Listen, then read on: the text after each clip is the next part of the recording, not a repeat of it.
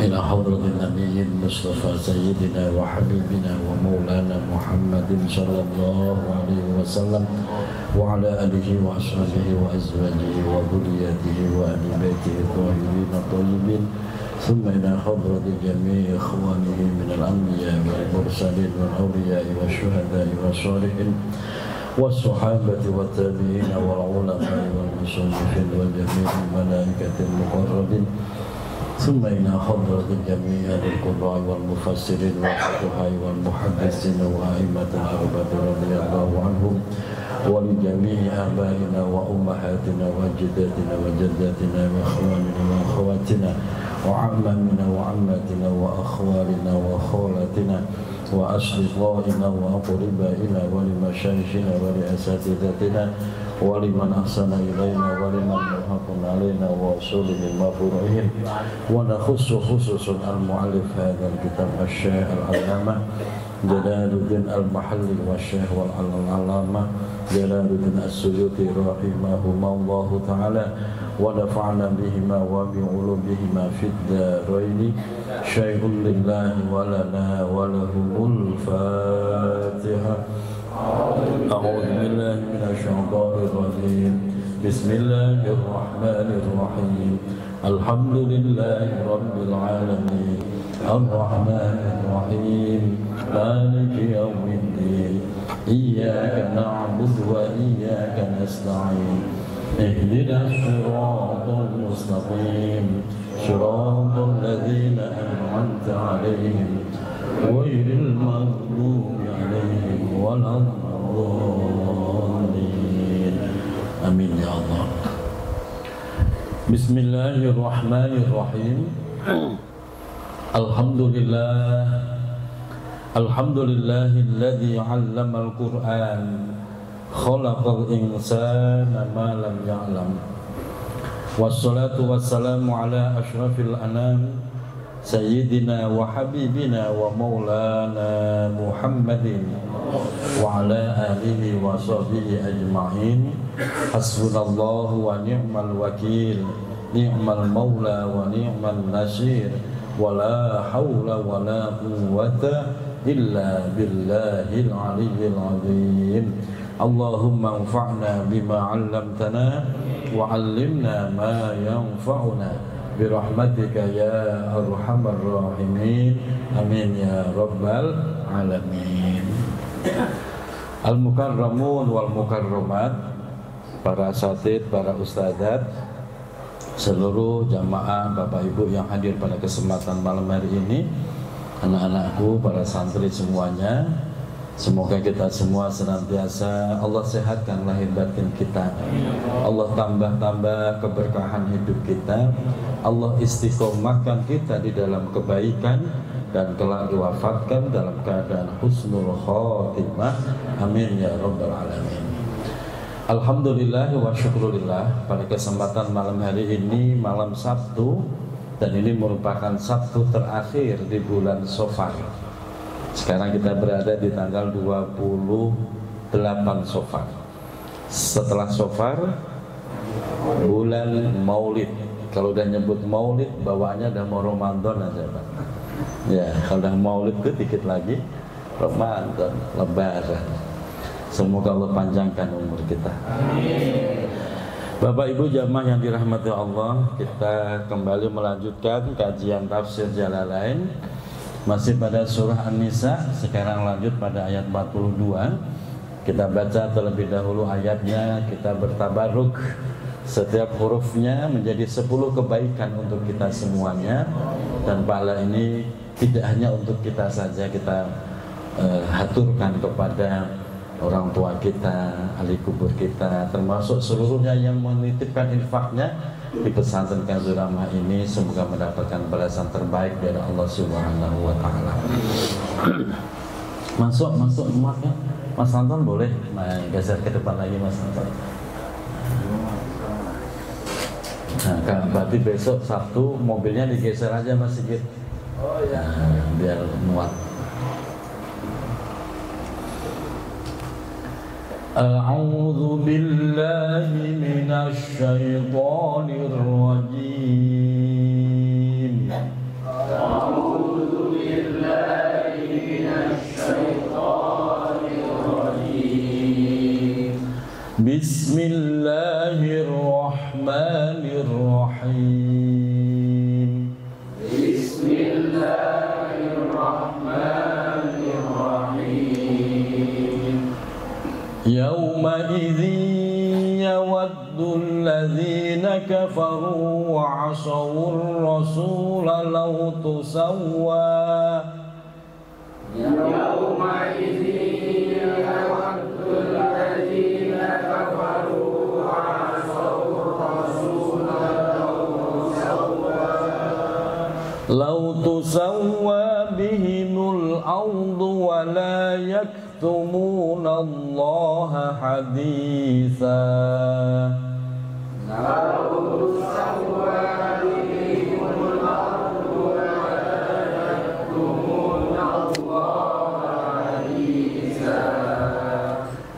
يا أيها الذين آمنوا لا تقربوا الصلاة وأنتم سكارى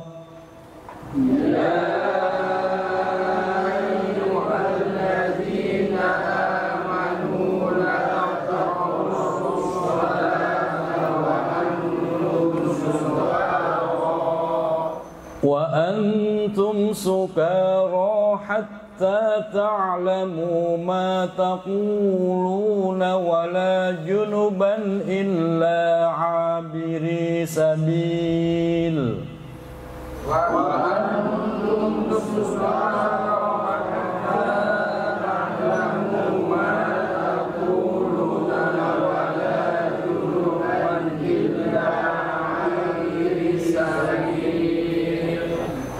إلا عابري سبيل حتى تغتسلوا إلا عابري سبيل حتى تغتسلوا وإن كنتم مرضى أو على سفر أو جاء أحد منكم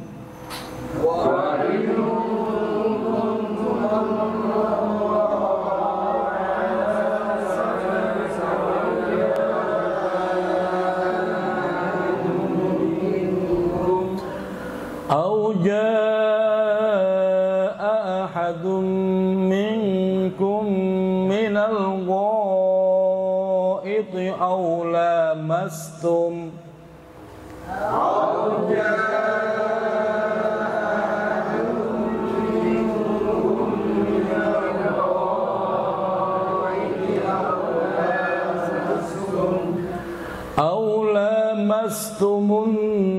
النساء فلم تجدوا ماء فتيمموا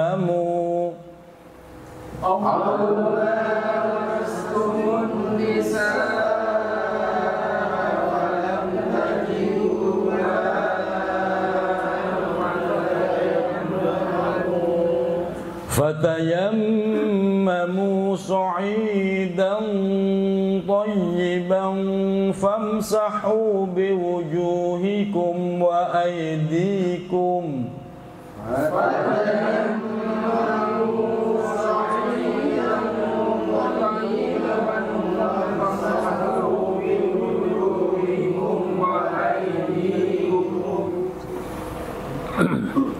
إن الله كان عفوا غفورا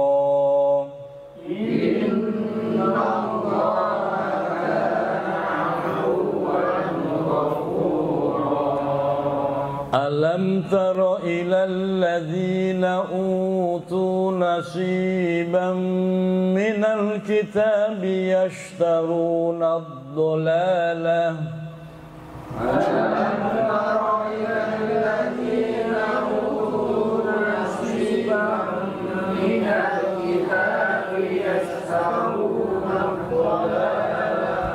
يشترون الضلالة ويريدون أن تضلوا adillus sabil.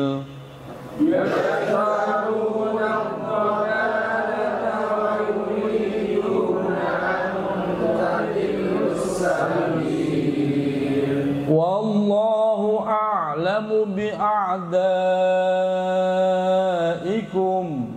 Wallahu a'lamu bi'a'daikum. Wa kafa billahi waliyan wa kafa billahi nasira.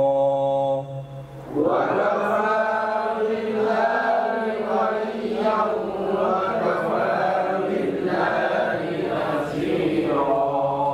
Shadaqallahul azim. Bismillahirrahmanirrahim. Yauma idzin yawaddul ladzina kafaru. Yauma idzin, pada hari itu. Ai yaumal maji'i, pada hari datangnya hari kiamat. Al-maji' itu tempat terjadinya hari kiamat. Saat hari kiamat itu, yawaddul ladzina kafaru. Yawaddu, berharap, kepingin. Siapa? Alladzina, yaitu orang-orang kafaru yang kufur, selama hidup di dunianya kufur. Wa asawur rasulah, dan mereka selalu bermaksiat ar-rasulah, kepada rasulnya. Berharap apa? Lau tusawwa bihimul ardu. Lau, maksud dari lau adalah antusawwa, berharap agar dirinya disamakan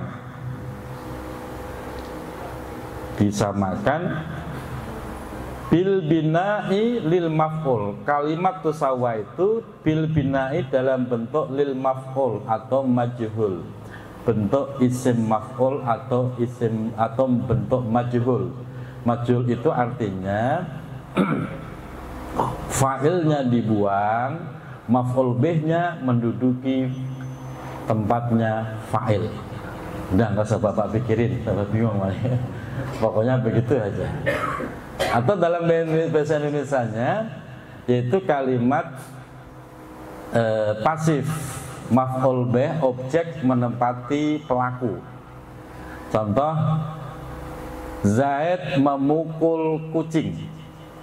Zaid itu pelaku, memukul itu pekerjaan, kucing adalah objek. Sekarang pelakunya dibuang, kucing telah dipukul. Nah, berarti pelakunya tidak disebut.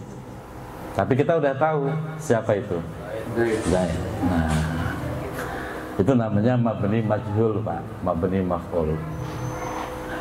Wal fa'il, ada juga yang membentuk menjadi mabni fa'il. Kalau mabni fa'il, fa'ilnya ada, maf'ul bihnya ada. Sehingga ada yang membaca lau tasawwa, ada yang membaca lau tasawwa. Kalau kita, bacaan kita lau tusawwa. Kalimat tasawwa ma'a hadfi ihdat ta'aini, bersama dengan membuang salah satu dua ta' fil asli, di dalam bentuk aslinya. Tadinya tatasawwa, ya tasawwa diubah jadi tasawwa. Ini fi'il madhi. Wa ma'a idghamiha, dan berserta mengidghamkan ta' tersebut fisin, di dalam sin. Ada juga yang baca begitu, sehingga tatasawwa menjadi tatasawwa. Ada yang baca tatasawwa. Maksudnya apa? Terserah, mau perbedaan baca nggak masalah. Memang qiraah itu ada perbedaan, tapi secara makna tidak merubah. Intinya lau tusawwa, orang kafir tadi saat hari kiamat berharap dirinya itu disamakan bihim atas diri mereka. Apa yang disamakan? Al-ardu, dia pengen diperlakukan sama sebagaimana bumi. Artinya apa? Bi ayyakunu turaban mislaha. Bi ayyakunu, mereka berharap menjadi turaban, menjadi debu, mislaha, sebagaimana bumi. Kenapa kok berharap jadi debu? Li'almi haulihi, karena begitu dahsyatnya ketakutan yang dirasakan di hari kiamat. Saking dahsyatnya Pak, akhirnya orang kafir tersadarkan ternyata ada namanya hari kiamat, ternyata ada hari kebangkitan dari kubur yang selama ini mereka kufur. Begitu dibangkitkan dari kubur, dikumpulkan di padang mahsyar dalam ketakutan yang luar biasa, dia berharap mending bisa jadi tanah atau debu. Sebagaimana dijelaskan juga dalam surah An-Naba di situ. Kama fi ayatin, sebagaimana fi ayatin diterangkan dalam sebuah ayat ukhra yang lain, yaitu surah An-Naba yang berbunyi wa yaqulul kafiru ya laitani kuntu turaba. Wa yaqulul kafiru, wa yaqulu dan berkata al kafiru orang kafir. Kataan orang kafir di hari kiamat begini, ya laitani kuntu turaba. Ya laitani, barangkali aku kuntu menjadi turoban, menjadi debu. Dipikirnya dengan jadi debu aman, nggak ada pertanggung jawaban. Nah, makanya di sini pelajaran terpenting Pak, kita orang muslim percaya ada hari kebangkitan, percaya ada hari pembalasan. Oleh karena itu perhatikan ucapan dan tindakan kita, karena semua akan dimintai pertanggung jawaban. Perhatikan ucapan dan tindakan kita, karena setiap ucapan kita pasti dicatat oleh malaikat. Ma yalfidu min qaulin illa ladaihi raqibun atid. Tidaklah ada ucapan yang keluar dari mulut seseorang illa ladaihi, kecuali di sisi orang itu ada raqibun atid, malaikat raqib dan atid. Raqib mencatat apa? Amal baik, atid mencatat amal buruk. Jadi jangan pernah berpikir lepas dari catatan. Ada yang nyeletuk, oh biasa filsafat, kalau saya ke toilet malaikat ikut gak? Begitu katanya. Ya masalah ikut gak ikut yang pasti apapun yang kita lakukan, mau di toilet kayak mau di mana kayak, malaikat tidak pernah lupa mencatat kita. Kali malaikat ngantuk, gak ada ceritanya malaikat ngantuk Pak. Malaikat itu tidak ngantuk, tidak tidur, tidak lupa, kecuali dibikin lupa oleh Allah. Tidak makan, tidak minum, nggak ngopi, ngerokok kayak kita begitu, enggak. Kali malaikat nongkrong lupa nyatet, nggak ada ceritanya. Nah, makanya perhatikan betul, karena itu akan dicatat dan dimintai pertanggung jawaban. Kira-kira kita nih lebih banyak amal baiknya apa buruknya? Bagus kalau saya baca begitu Pak. Kali Bapak baik, waduh bahaya itu Pak. Kita hanya berharap terus berusaha baik. Semoga kebaikan kita ini ada yang membuat Allah ridho. Kalau Allah ridho, yang lain diridhoi Pak. Yang lain loh, yang lain itu diridhoi Allah. Kalau Allah ridho, dosa kita dihapus oleh Allah. Makanya kenapa kita terus berbuat baik, karena kita kan nggak tahu nih amal baik kita yang diridhoi Allah yang mana, kita nggak tahu.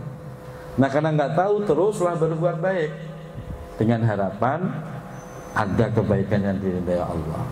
Karena ridhonya Allah itu disembunyikan di setiap kebaikan, cuman itu rahasia. Sehingga ada sebuah kisah Pak, masyhur Pak. Seorang ulama besar, di situ wakilah dalam riwayat adalah Imam Ghazali. Imam Ghazali itu ulama besar Pak, julukannya aja Hujjatul Islam, membela Islam. Karya-karya kitabnya luar biasa. Yang paling fenomenal nama kitabnya Ihya Ulumuddin. Ketika beliau wafat, ulama sezaman dengan beliau mimpi. Mimpinya orang solih ulama itu kebenaran Pak. Beda dengan mimpinya orang yang nggak soleh itu kebenaran. Dalam mimpi itu si ulama melihat melihat Imam Ghazali, ditanya, bagaimana kabarmu wahai Imam? Kabarku baik. Bagaimana Allah memperlakukan dirimu? Aku ditempatkan di tempat yang baik dan Allah memberikan nikmat kepadaku. Terus ditanya lagi, apa yang membuat engkau mendapatkan kenikmatan itu? Ditanya lagi, jawabannya luar biasa Pak. Ternyata di luar dugaan. Jawaban Imam Ghazali mendapatkan kebaikan nikmat dari Allah ternyata gara-gara pernah menyelamatkan seekor lalat yang jatuh ke tintanya. Bukan karena karya besarnya kitab-kitabnya, ternyata enggak. Ternyata yang membuat Allah ridho itu ketika ada lalat nyemplung jatuh di tinta, terus diambil, diselamatin, dibiarkan terbang. Ternyata di situ ada ridhonya Allah. Sepele apa? Sepele banget kan Pak, nyelamatin lalat. Beda dengan kita. Ini ada lalat jatuh ke kopi Bapak. Bapak apain tuh? Waduh, ubek-ubek, dibecek-becek gitu lalat. Jangan begitu Pak. Siapa tahu Allah nyimpen ridhonya di situ. Nah, makanya disinilah kita terus berbuat baik, karena nggak pernah tahu. Ternyata bukan di karya besar mengarang kita, justru ridhonya Allah tersimpan di menyelamatkan lalat. Ini kan luar biasa, pelajaran penting buat kita. Wala yaktumuna Allaha hadisa. Wala yaktumuna, dan mereka tidak bisa menyembunyikan Allah kepada Allah, tidak bisa menyembunyikan apa? Hadisan. Hadisan yaitu cerita. Dia nggak bisa ngarang-ngarang cerita. Di hari kiamat, di hari persidangan, orang tidak akan bisa berbohong, ngarang cerita, memanipulasi, nggak bisa. Wala yaktumuna Allah hadisan. Amma tentang perkara amaluhu yang telah mereka kerjakan. Nggak bisa ngarang-ngarang. Oh saya pernah kok ngaji. Kapan? Jejak, rekam jejak itu terbaca jelas. Jangankan di akhir, di dunia aja rekam jejak digital aja nggak bisa terbantahkan. Kok ngarang-ngarang nggak bisa. Semua akan ditampakkan Allah. Wa fi waqtin akhar. Wa fi waqtin akhar. Dan di dalam waktu yang lain, yaktumunahu, mereka bisa menyembunyikan. Dipikirnya dia bisa menyembunyikan saat hidup di dunia. Wa yaquluna, dan mereka berkata wallahi, sampai bersumpah. Wallahi Rabbina ma kunna musyrikin. Orang kafir bersumpah, wallahi demi Allah, Rabbina, wahai demi Tuhan kami, ma kunna, tidaklah kami ini musyrikin, adalah orang yang musyrik. Percuma mau ngaku, mau bohong kayak apa, semua akan terungkap di persidangan akhirat. Ada yaumul hisab, ada yaumul fasli. Yaumul hisab yaitu hari persidangan, yaumul fasli hari penentuan. Kadang-kadang walaupun dosanya banyak, saat disidang di yaumul fasli Allah bisa memutuskan memberi rahmat. Barokah apa? Barokah syafaat. Ada yang mensyafaati, ada yang menolong. Kecuali orang musyrik enggak ada pertolongan. Kalau orang mukmin walaupun nakal bisa jadi dapat syafaat pertolongan. Dan syafaat yang paling hebat adalah syafaat Al-Quran. Di dalam kitab Idhahul Mubham, syafaat Al-Quran itu bersifat al-mani'u. Syafaat yang lain bersifat an-najihu. Apa perbedaannya? Kalau syafaat yang lain itu an-najihu, menyelamatkan.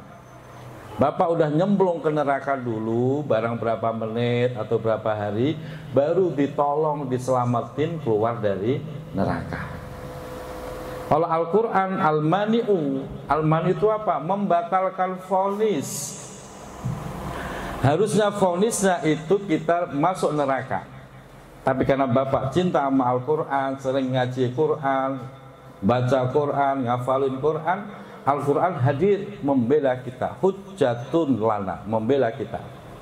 Sehingga vonis yang tadinya masuk neraka dibatalkan, dirubah menjadi masuk surga. Alhamdulillah. Bapak pengen dapat syafaat an-najihu apa al-manihu? Al-najihu diselamatkan, tapi nyemplung dulu Pak.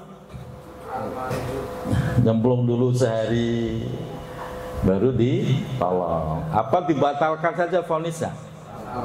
Kali Bapak pengen ngerasain kayak apa sih neraka gitu ya. Beneran sakit gak? Makanya jangan pernah lepas dari Al-Quran. Iqra'ul Quran fa innahu ya'ti yaumal qiyamati syafi'an li ashabi. Dapat syafaat. Itu perbedaan syafaat Quran dengan yang lainnya. Selanjutnya, ya ayyuhalladzina amanu la taqrabus shalah. Nah ini Pak. Ya ayyuhalladzina, wahai orang-orang amanu yang beriman. La taqrabu, janganlah kalian semua mendekati as-sholata, sholat. Jangan mendekati sholat.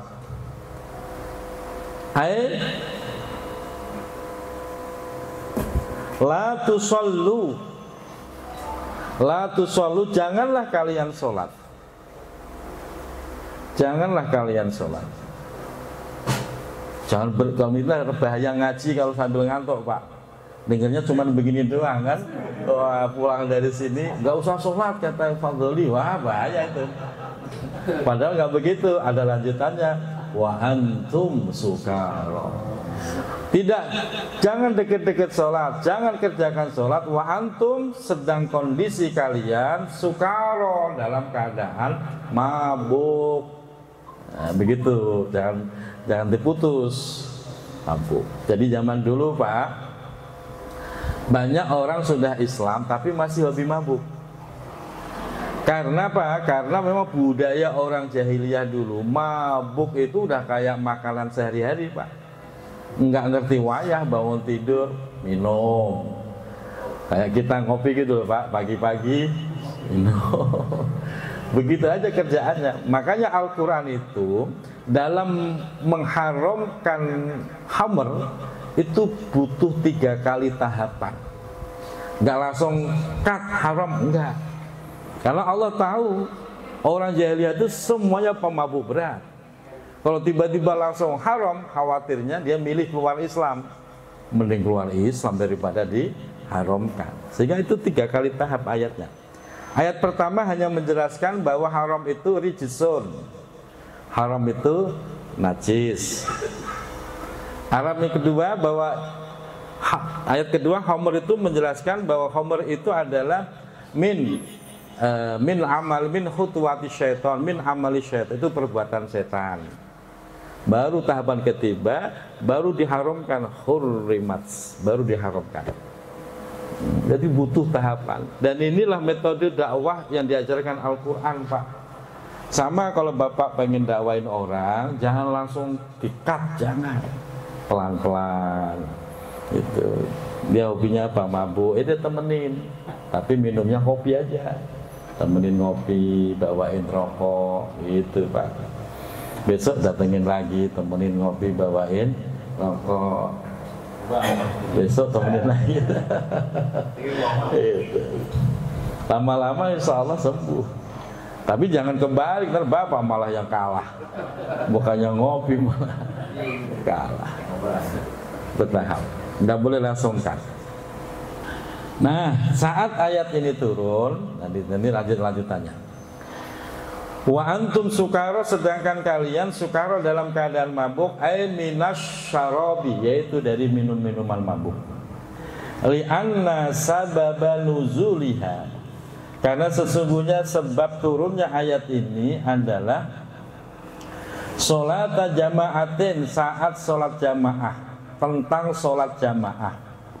Fi halati sukrin, dalam kondisi mabuk. Jadi turunnya ayat tentang sholat, perintah untuk berjamaah. Mereka datang jamaah tapi masih dalam keadaan mabuk, nggak boleh. Hatta ta'lamu ma taquluna, hatta ta'lamu, sehingga kalian benar-benar sadar, mengerti tentang sesuatu, sadar apa yang diucapkan. Jadi kalau mau sholat pastikan kamu itu ngerti, kamu ngucapin apa, kamu paham. Bi antasohu, gambarannya kamu sehat, sembuh dari mabuknya. Ini yang pertama. Ini kajian fikihnya. Orang mabuk tidak boleh sholat. Kajian fikihnya, pengertian mabuk adalah mabuk karena minuman. Kajian tasawufnya berbeda, Pak. Ketika seseorang itu tidak memahami apa yang diucapkan dalam sholat, ketika seseorang itu malah mikirin hal-hal di luar sholat, berarti bapak sedang dalam keadaan mabuk. Itu kajian tasawufnya. Jadi selama ini kita sholat sering mabuk apa sadar? Dasar pemabuk. Itu kajian tasawufnya, Pak. Jadi jujur, kita selama ini sholat itu dalam keadaan mabuk. Kadang malaisan mau mengucapin Al-Fatihah, tapi pikiran kita melayang kemana-mana. Kadang dipaksa pengen khusyuk, malah ngeblank. Ini rakaat berapa ya? Berarti kan mabuk itu, Pak. Bukan saking khusyuknya, bukan. Itu bapak lagi nggak sadar. Berarti mabuk. Makanya menurut orang ahli tasawuf, sholat model begitu itu masih dianggap orang yang ang sholatihim sahun, dianggap orang yang lalai dalam sholatnya. Jadi kajian tasawuf lebih berat, Pak.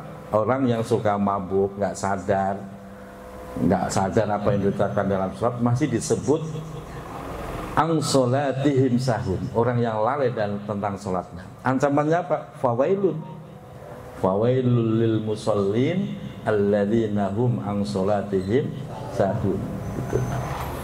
Itu kajian tasawuf. Untungnya kita nggak terlalu tasawuf gitu loh, fikih. Tapi penting ngaji tasawuf biar kita ya lebih sadar makna hakikat. Nah, mulai sekarang diperbaiki, sholat kita diperbaiki, jangan sholat seperti orang mabuk. Itu Jumatan juga begitu, jangan kayak orang mabuk, Pak. Datang duduk, tahu-tahu koma. Kata dia, ini Jumatan model apaan? Kok tahu-tahu? Padahal dia ya sedang mabuk dia mah. Pakai nyalah-nyalahin. Nah, kita latihan tuh. Maka caranya gimana nih? Biar kita lebih mudah menemukan khusyuk di dalam sholat, biar nggak kayak pemabuk. Ada 3 hal yang perlu kita lakukan agar lebih mudah menemukan khusyuan. Yang pertama, sempurnakan wudhu kita. Mulai dari yang wajib, yang sunnah, sempurnakan. Termasuk baca doa setelah wudhu, jangan ditinggal. Itu langkah pertama, Pak. Kenapa kok ini perlu penting dikaitkan? Sebab ketika orang itu bersuci secara sempurna, wajibnya, sunnahnya, doanya, maka dia bisa bersih lahir batinnya. Sehingga ini akan mudah menghantarkan kepada kehusuan. Yang tenang, wudhu yang tenang, wajibnya, sunnahnya, doa dibaca. Nanti Bapak bersih lahir batin. Setelah itu, Bapak sebelum sholat, qobliyah dulu lah. Jadi qobliyah itu adalah sebuah sholat untuk mempersiapkan diri masuk ke sholat wajib. Jadi latihannya itu di qobliyah. Qobliyahnya tunaikan, sehingga mental kita, psikologis kita siap masuk ke sholat wajib. Makanya semua sholat ada qobliyah, tapi nggak semua sholat ada ba'diyah. Karena qobliyah itu salah satu perannya adalah mempersiapkan diri untuk masuk ke sholat wajib. Nah, yang ketiga adalah berusaha memahami apa yang diucapkan di dalam sholat. Bapak baca Fatihah, pastikan Bapak paham makna di dalam Fatihah. Bapak baca doa ruku', Subhana rabbiyal azim wa bihamdi, pastikan ibu paham artinya. Bapak sujud, duduk di antara dua sujud, Rabbi firli warhamni. Terus apa Pak? Terus warfa'ni, ada 8 keinginan, 8 doa. Pastikan kita paham. Karena pemahaman itu akan lebih mudah menemukan kekhusyuan. Nah kalau nggak paham, akhirnya pikirannya melayang. Mulutnya membaca ihdinas siratal mustaqim. Harusnya kan ya Allah berikan kami jalan yang lurus. Pikirannya melayang. Kalau mau ke mall lewat mana ya? Malah mikir mall. Kan mabuk berarti kan. Nah disinilah kita latihan biar nggak kayak pemabuk. Wala junuban, dan tidak boleh sholat juga bagi orang yang junub. Apa itu junub? Bi'ilajin au inzalin. Bi'ilajin karena sebab ilaj. Ilaj itu apa? Masuk. Pak Jikarso paham masuk? Paham kok cuman manggut-manggut. Ya dah, kalau udah paham nggak saya terusin, udah paham kan? Wa inzalin dan sebab keluar. Keluar paham nggak Pak Anton? Karena yang masuk belum tentu keluar. Yang keluar nggak harus masuk. Paham nggak Juliansa? Ya. Keluar mimpi, keluar basah, itu injal namanya. Masuk tapi nggak keluar-keluar, ya tetap aja junub karena udah masuk walaupun nggak keluar. Paham ya? Mas Fahrul paham ya? Maka dibedakan Pak, di sini dibedakan karena yang masuk belum tentu keluar, yang keluar tidak harus masuk. Pak Jerman itu namanya junub Pak.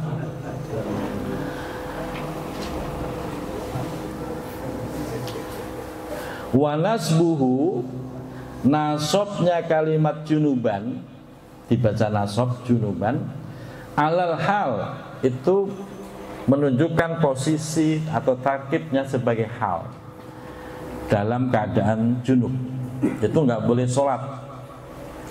Wahuwa yutlaqu alal mufradi wa ghairihi. Wahuwa kalimat junub yutlaqu dimutlakan alal mufradi terhadap makna mufrad tunggal, wa ghairihi dan selain mufrad. Orang junub tidak boleh sholat. Tidak boleh sholat. Contoh umpamanya bapak umpamanya udah bangun kesiangan. Jam berapa nih? Jam 6.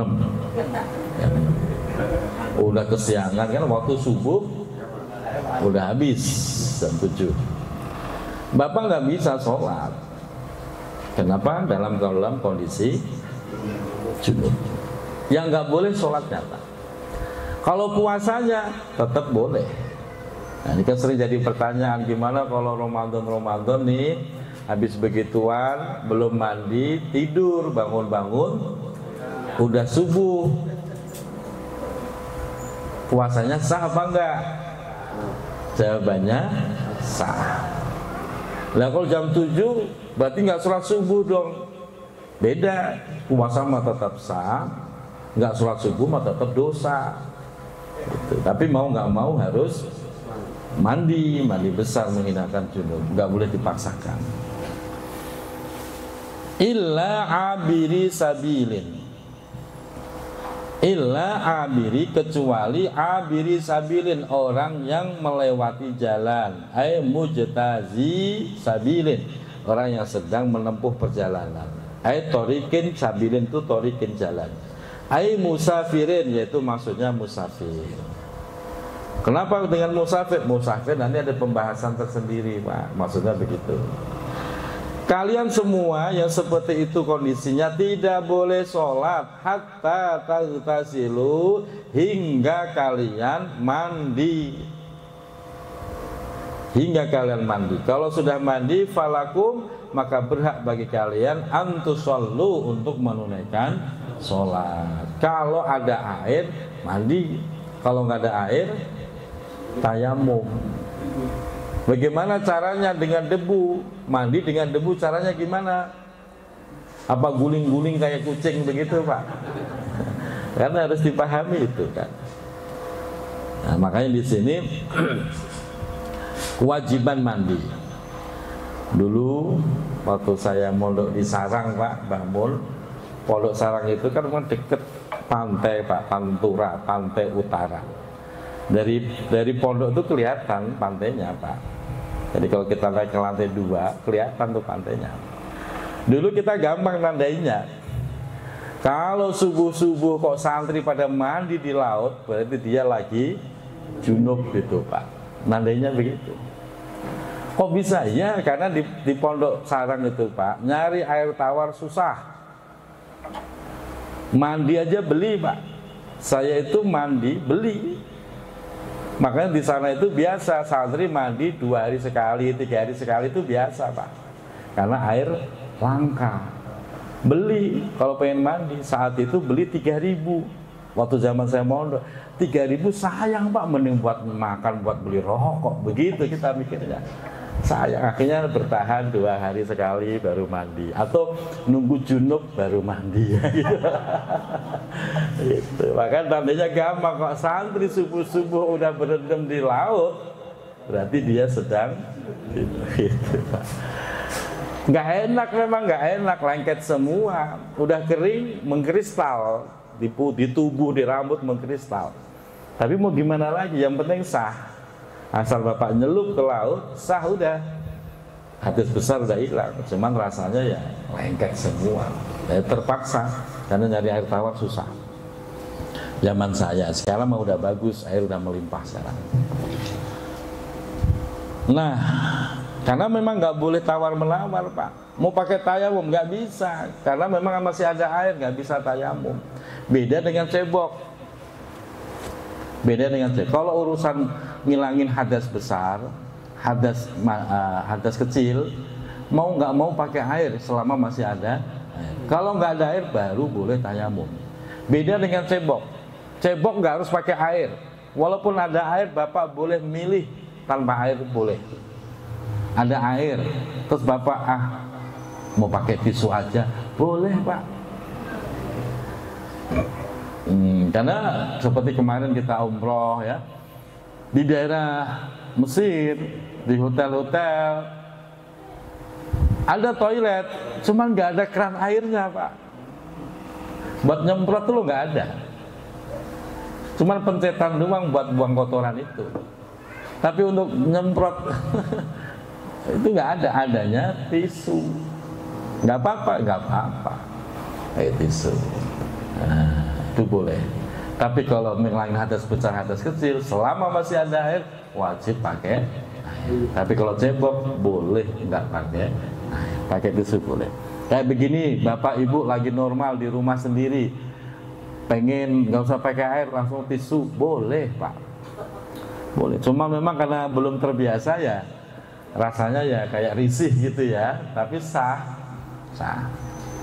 Nah, ini saya ajarin sekalian, Pak. Kalau Bapak cebok pakai selain air, tisu, pastikan itu tisu kering. Terus cara ngusapnya, ini contoh tisu, Pak. Ini tisu.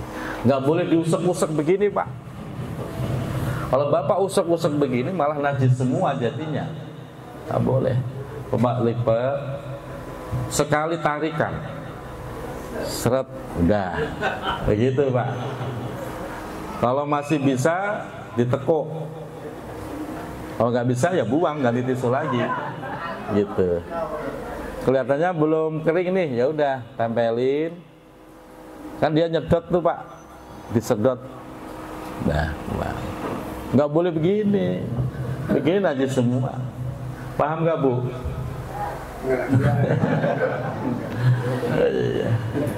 Ntar diajarin suaminya deh.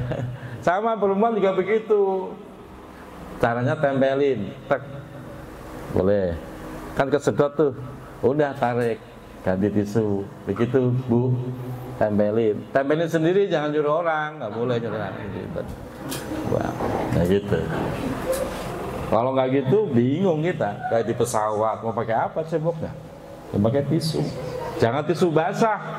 Kalau tisu basah malah najis semua. Tisu kering. Itu caranya. Kalau dalam kitab fikih klasik pakai batu, Pak. Kayak batu udah kuno. Pakai tisu sekarang. Bapak naik pesawat bawa batu diomel-omelin orang, Pak. Jangan. Baik. Wastisnaul musafiri, mengecualikan al musafir illa abiri sabilin, kecuali musafir.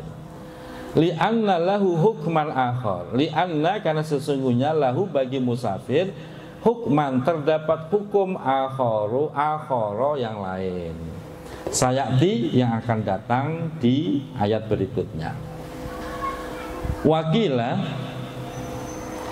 dan dalam sebuah keterangan disampaikan al-muradu an-nahyu an kurbani mawadhi'is shalah.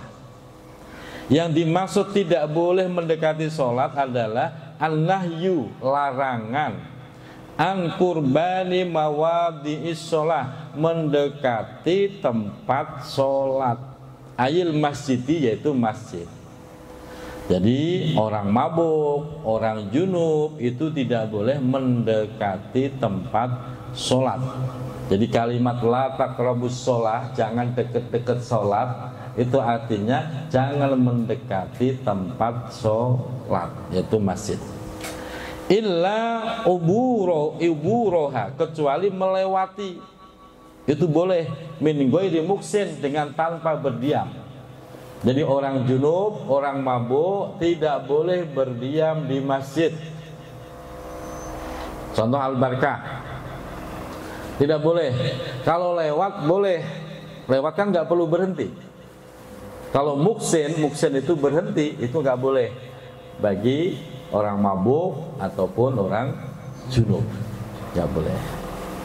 Kalau lewat boleh, kalau berhenti diem nggak boleh. Nah, pengertian masjid mana? Ada dua pendapat.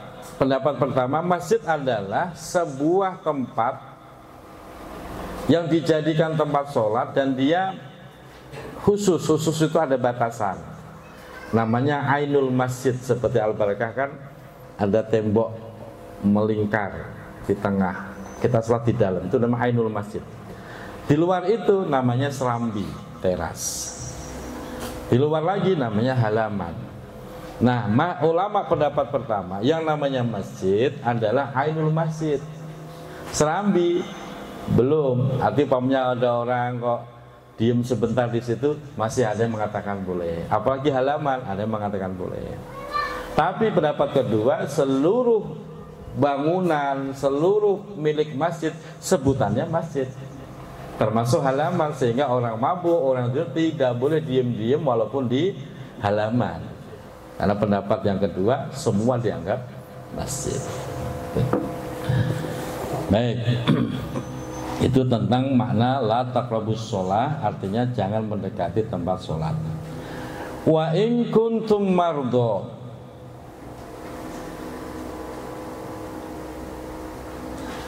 wa in kuntum, dan jika kalian semua mardha, dalam keadaan sakit, ai maradon, sakit, yadurruhul ma'u, yadurru yang membahayakan hu pada orang yang sakit, al ma'u air, sakit yang memang bahaya kalau terkena air.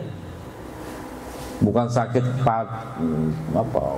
palu, kadas, kurap, itu mah nggak masalah kena air.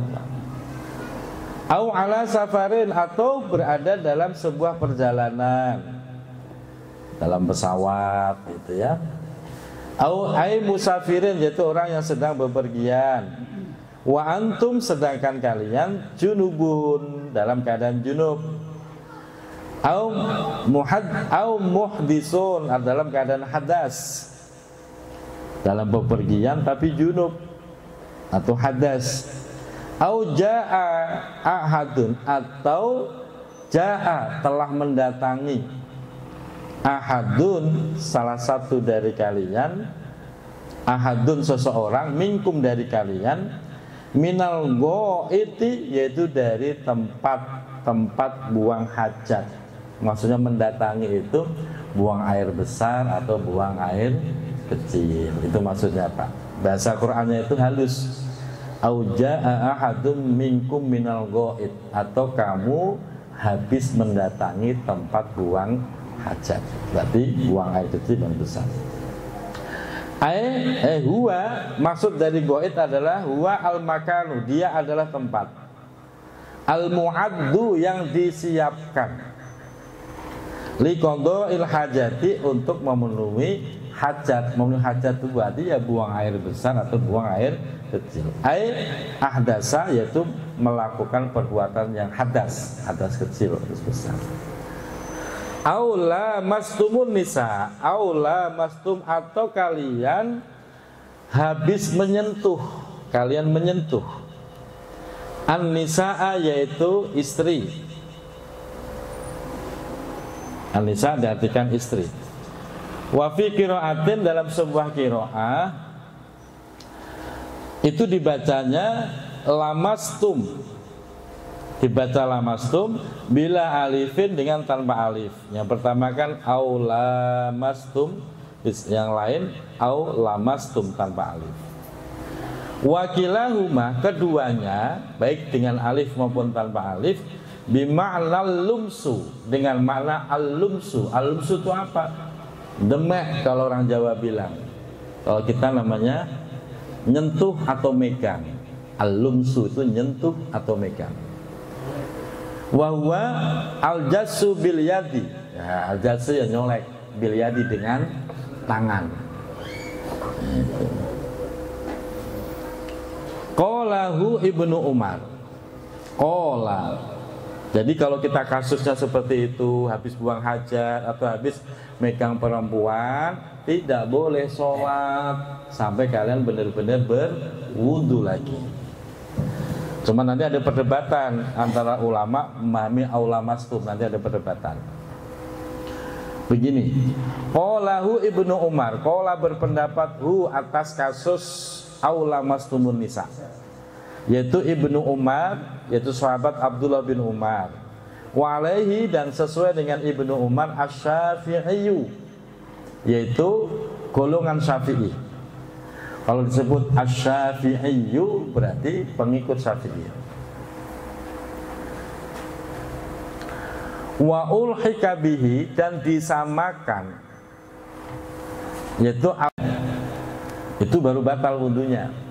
Kalau megang belum batal, meluk enggak batal, nyium enggak batal. Yang batal adalah hubungan badan. Ini pendapat Ibnu Abbas, sahabat, termasuk yang diikuti madhab Hanafi dan madhab Maliki.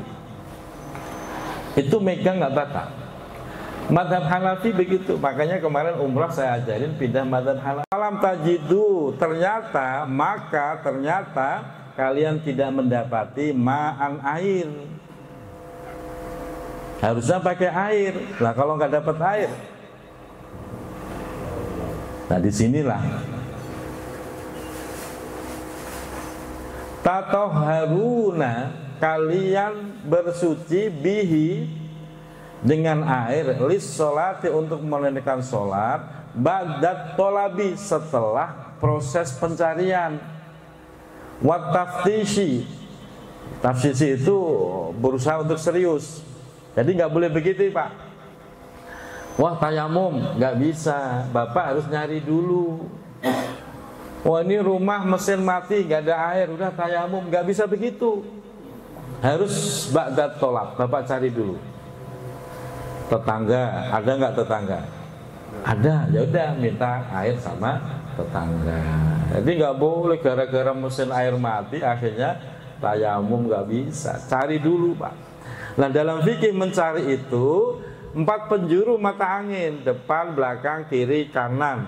Berapa jauh? Sejauh mata memandang.